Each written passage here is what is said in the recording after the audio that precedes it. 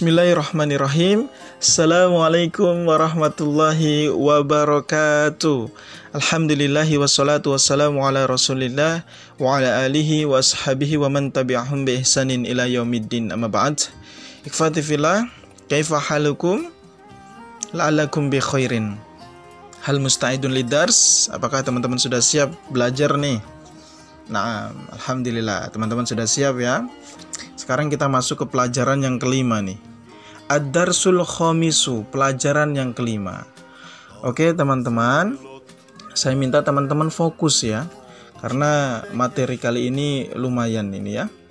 Jadi butuh perhatian yang khusus. Oke, singkat saja.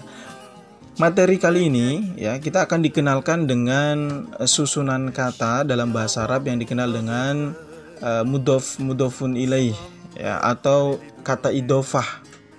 Dalam bahasa Indonesia dikenal dengan kata majemuk, yaitu gabungan dari dua kata atau beberapa kata yang memiliki satu makna ya. Bagaimana itu ya, dan bagaimana syarat-syaratnya membuat kata idofah ya, atau susunan kata mudhofun ilaih ya. Kita baca dulu nih, ini ada khiwar nih ya, antara Sa'id dan Yasir. Nah, ingat, nama laki-laki dalam bahasa Arab itu ditanwin ya, Sa'idun itu asalnya, Yasirun ya, kecuali ada tamar butonya ya, seperti Hamzatu ya, Usamatu, jadi dia tidak ditanwin. Dan ada lagi nama laki-laki yang tidak ditanwin, yaitu yang polanya af'alu ya, seperti Ahmadu, itu bukan Ahmadun ya. Jadi setiap nama yang polanya nama laki-laki nih ya, yang polanya af'alu, jadi dia tidak ditanwin juga nih ya, tambahan itu ya, seperti Ahmadu, As'adu gitu. Oke, kita baca nih Sa'id ya. Akitabu Muhammadin hadza ya Yasiru. Oke. Apakah buku Muhammad ini wahai Yasir? Nah, ya itu kalau diterjemahkan secara literal ya. Kita sesuaikan saja. Apakah ini bukunya Muhammad? Nah, gitu.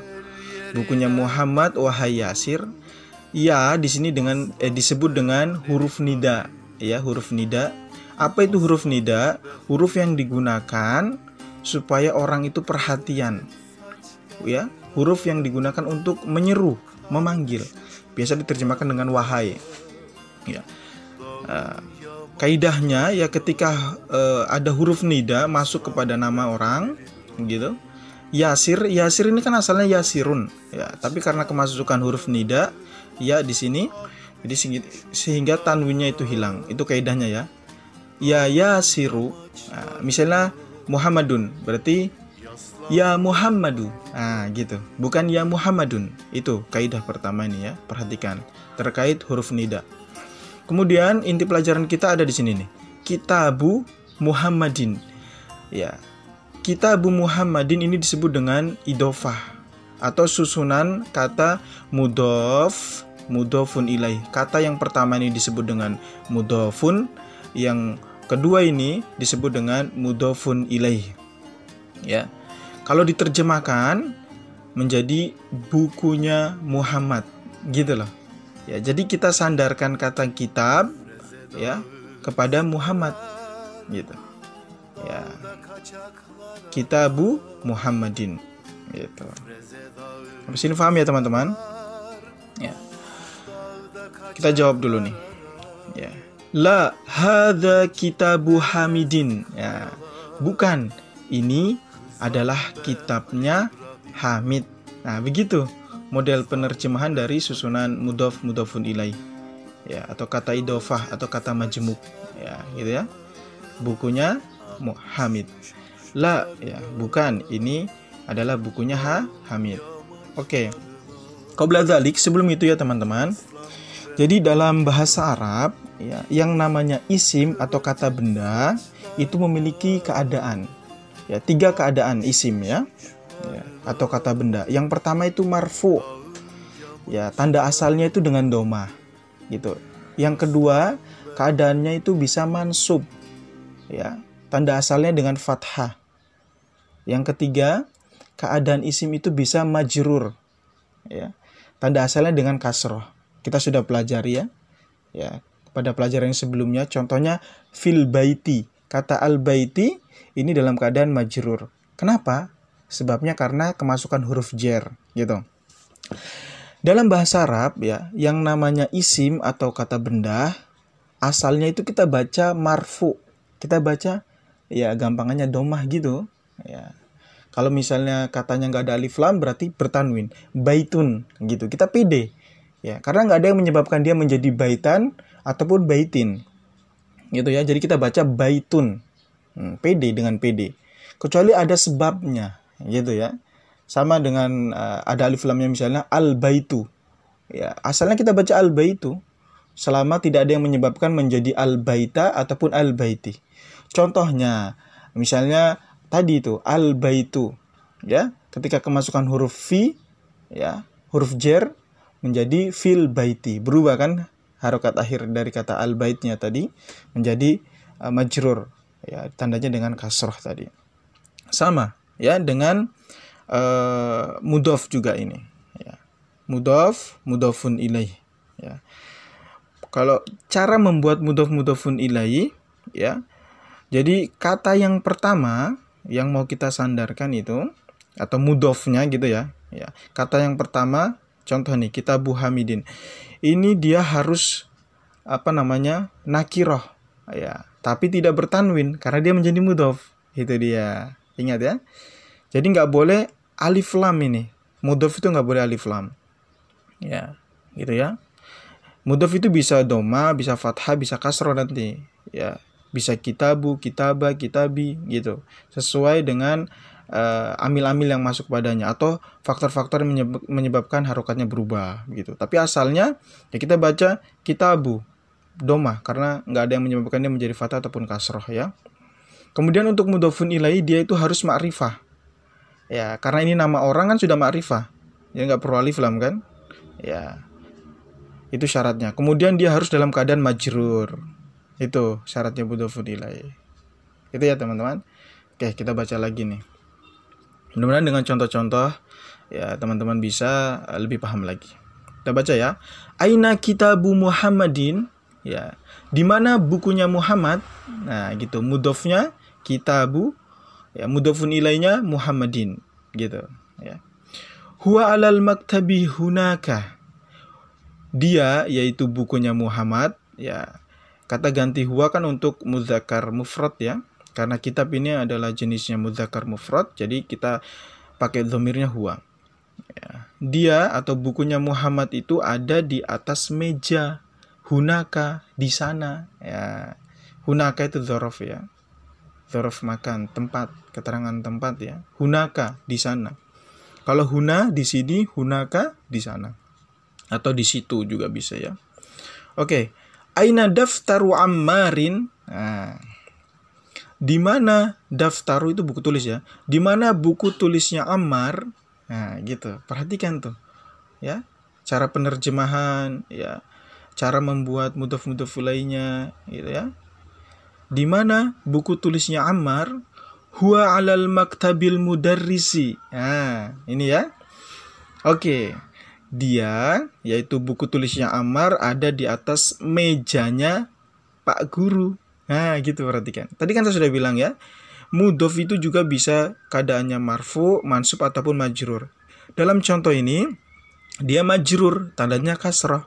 Kenapa? Karena kemasukan ala, huruf jer kan? Nah, begitu teman-teman. Sehingga kita membaca bahasa Arab yang tidak ada harokatnya, membaca kata-kata dalam bahasa Arab yang tidak ada harokatnya itu ketika kita sudah mengetahui kaidahnya kita faham ya. Jadi kita baca huwa alal maktabil mudarrisi ya. Ini sebagai mudhof, dia majrur karena kemasukan huruf jer. Adapun mudhofun ilaihnya harus dalam keadaan majrur ya, jadi dia memang harus dikasrohkan. Ya, kemudian harus ma'rifah. Ya, karena mudarris ini tanda ma'rifahnya yaitu dengan alif lam. Kita jadikan ma'rifah yaitu kita masukkan alif lam, gitu ya. Kalau nama kan nggak perlu alif lam karena sudah ma'rifat, gitu. Oke. Qalamu man hadza ya Aliyu. Nah, perhatikan lagi nih. Mudhofun ilaih juga bisa bentuknya seperti ini nih. Qalamuman, ya, pulpennya siapa, gitu. Pokoknya kalau ada nya itu loh. Nah, itu kata kuncinya ya, biar lebih mudah dipahami gitu loh. Qalamuman, ya, ini juga termasuk termasuk mudhofun ilaih. Ya, ini bagaimana ini tadi otomatis ya. Sudah nggak apa-apa. Qalamuman, ya, perhatikan kata qalamu, mudhof itu kan nggak boleh ditanwin ya, dan nggak boleh ada alif lam. Nah, ini berarti qalamunya menjadi mudhof, mannya menjadi mudhofun ilaih. Pulpennya siapa?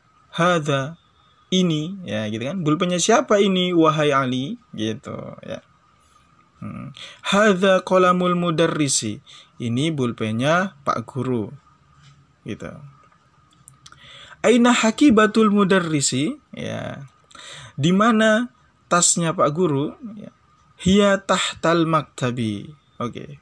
Dia, yaitu tasnya Pak Guru, ada di bawah meja. Tahta, ya, perhatikan juga ya, ini kaidah.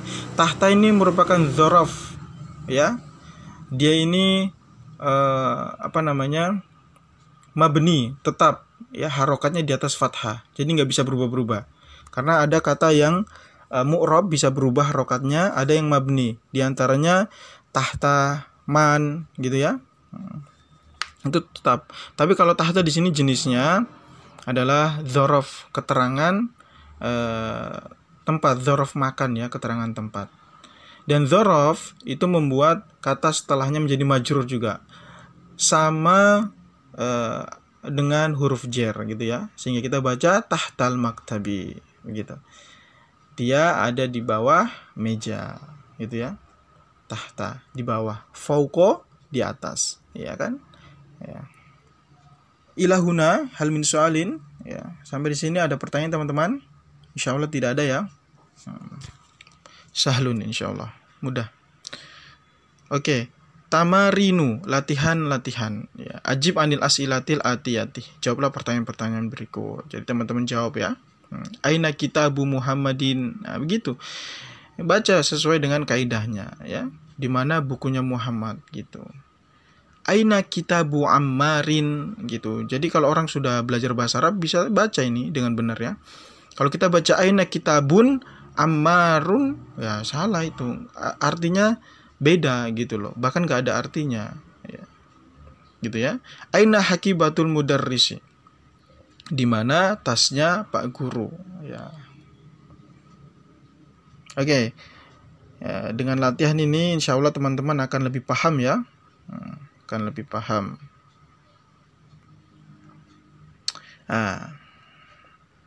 Adifil kalimatal ula ila tsaniyati. Jadi sandarkanlah kata yang pertama kepada yang kedua. Nah, di sini contohnya ya, kitabun ya dengan Muhammadun. Kita ingin membuat susunan mudhaf-mudhafun ilaih dari kata kitabun dengan Muhammadun. Sehingga menjadi kitabu Muhammadin, bukunya Muhammad, gitu ya. Ada lagi misalnya di sini contohnya qalamun dengan Hamidun. Nah, berarti menjadi bagaimana teman-teman? Ya, qalamu Hamidin, pulpennya Hamid. Ya, ingat kaidahnya, mudhof itu harus nakiroh tapi tidak bertanwin, gitu ya. Sedangkan mudhofun ilaih harus dalam keadaan majrur, ya, gampangannya kasroh, dan dia harus ma'rifat jenisnya, ya gitu. Ini ada baitun sama abbasun, gurfatun, aliyun ya. Silakan teman-teman coba. Ya, contoh yang kedua. Kalau tadi kan di sini nama-nama orang sudah ma'rifat ya, jadi nggak perlu alif lam.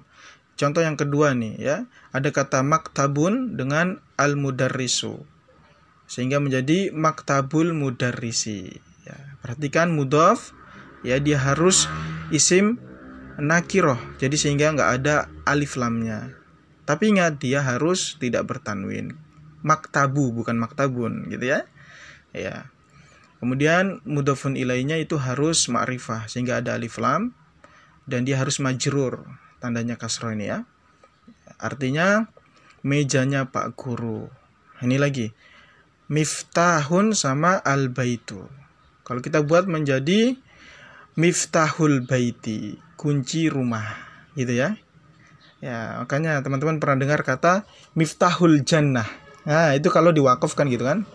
Tapi kalau dibaca harokat semuanya menjadi miftahul jannati. Gitu ya. Kuncinya surga atau kunci surga. Katanya ini untuk memudahkan teman-teman aja biar lebih paham gitu loh, ya. Oke. Silakan teman-teman coba di rumah ya. Termasuk yang latihan 3 ini. Iqra waktu madhabti awakhiril kalimat. Ya, contohnya di sini ya. Teman-teman bisa baca latihan ya. Kalau di sini babul madrasati, pintu sekolah atau pintunya sekolah gitu loh, ya. Himarur rajuli, keledainya laki-laki itu. Hal min soalin sampai sini teman-teman, ada pertanyaan? Insya Allah mudah ya. Mungkin sampai di sini dulu ya, silakan teman-teman pahami dan banyak latihan, latihan membuat susunan kata mudhof-mudhofun ilaih ya, atau kata idofah ya, atau kata majmuk. Oke, naktafi bidoa kafaratil majlis. Subhanakallahumma wa bihamdika asyhadu alla ilaha illa anta astaghfiruka wa atubu ilaik. Ila liqa. Tetap bersemangat ya teman-teman. Ikhris ala ma yanfa'uk wasta'in billahi wala ta'jas. Jangan lemah. Oke. Assalamualaikum warahmatullahi wabarakatuh.